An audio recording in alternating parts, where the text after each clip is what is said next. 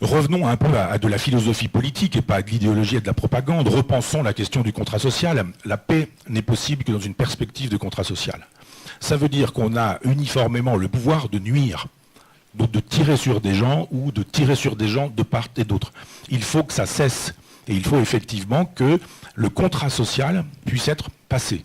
Un contrat social est susceptible d'être passé quand on renonce à son pouvoir de nuire au profit de quelque chose. Il y a un pouvoir de nuire, on le voit bien, de part et d'autre.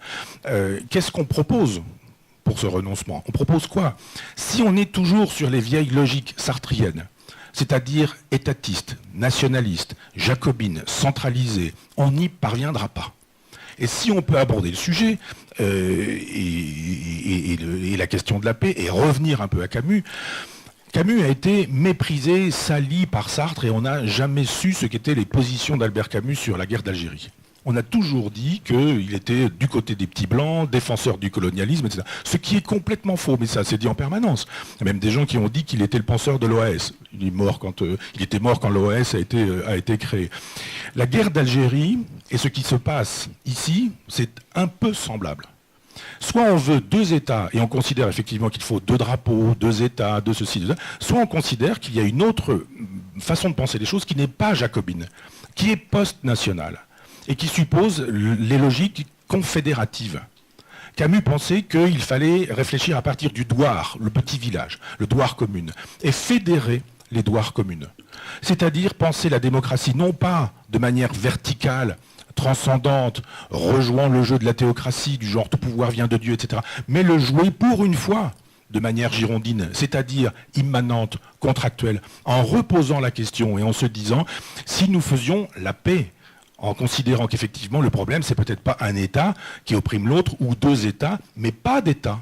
Et une confédération qui permettrait justement des associations sur le principe libertaire qui inviterait à lire ou à relire, parce qu'on ne l'a jamais lu, à lire Proudhon, sur la question justement d'une démocratie directe, autogestionnaire, communale, où les gens géreraient leurs affaires là où ils sont, s'associeraient dans des logiques de village et dans des logiques d'association, de communauté, puis de communauté, avec des élections qui permettraient un mandat impératif. On donne un pouvoir à quelqu'un en lui disant « ce pouvoir tu l'as, mais pour faire quelque chose, si tu ne le fais pas, on te le reprend ton mandat, et on le redonnera à quelqu'un d'autre ». La solution, elle est libertaire, elle n'est pas jacobine, elle est girondine, elle est fédéraliste, elle est dans des logiques qui prennent en considération non pas les logiques verticales de l'État, mais les logiques immanentes et horizontales de la possibilité qu'ont théoriquement les hommes de se parler.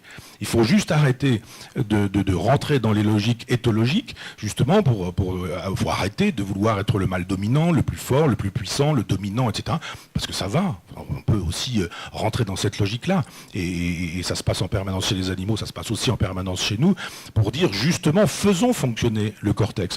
En ce sens, il n'y aura pas de grand soir. Parce qu'il faut aussi faire son deuil, en plus que de faire son deuil de l'État, faire son deuil de l'idée du grand soir. La veille, c'était l'exploitation, le lendemain, c'est la libération. La veille, c'était l'enfer, le lendemain, c'est le paradis. Jacques Lang disant au moment de l'arrivée de Mitterrand au pouvoir, nous sommes passés des ténèbres à la lumière. Non, c'est de la mythologie. On n'y parvient pas comme ça. En revanche, et je conclurai là-dessus, le contrat social, chez Hobbes, et on peut remonter même parce qu'on parle du contrat social chez Rousseau, mais ça vient de Hobbes, et chez Hobbes ça vient d'Épicure, grande tradition matérialiste et épicurienne, la logique de la souveraineté contractuelle. La souveraineté contractuelle, indépendamment des États, mais en relation avec les associations, en relation avec le tissu, en relation avec les gens, pas avec les idées, en relation avec les gens, réellement. Et je pense que c'est faisable, je pense que c'est pensable, parce qu'il y a une force qui est absolument méconnue, et elle est chez la Boétie, c'est dans le petit texte, discours sur la servitude volontaire, où il nous dit « le pouvoir n'existe que parce que vous y consentez ». Et la Boétie dit « soyez résolus de ne plus servir, et vous voilà libre ». Le moteur, il est là, il est contractuel, il est dans une souveraineté populaire et nationale qui permet à des individus de dire « nous, on arrête la machine ». Ceux qui veulent que la paix, elle arrive, qu'ils la réalisent tout de suite, qu'ils n'attendent pas qu'elle vienne des États, des gouvernants, etc. Les gouvernants, les États, ils ont intérêt à la guerre. Il y a de l'argent, il y a beaucoup d'argent, il y a de l'industrie, il y a des finances, il y a tout ça dans la guerre. Les gens qui diraient, nous, on n'en veut pas de la guerre, et on va le montrer, grève générale sur le principe de Sorel, ou simplement on arrête la machine. Ça se trouve chez la Boétie, ça se trouve chez Thoreau, dans de la désobéissance civile, ça se retrouvera plus tard chez Gandhi. Cette façon de dire, nous le peuple, on reprend le pouvoir, non pas en accédant au pouvoir, aux marches de l'État, en disant on va remplacer celui qui gouverne pour gouverner à sa place, mais de dire ça ne passera pas par nous, ça ne passera plus par nous. On arrête les fils électriques, on les coupe, ça ne passera pas par nous. On veut la paix, on la réalise.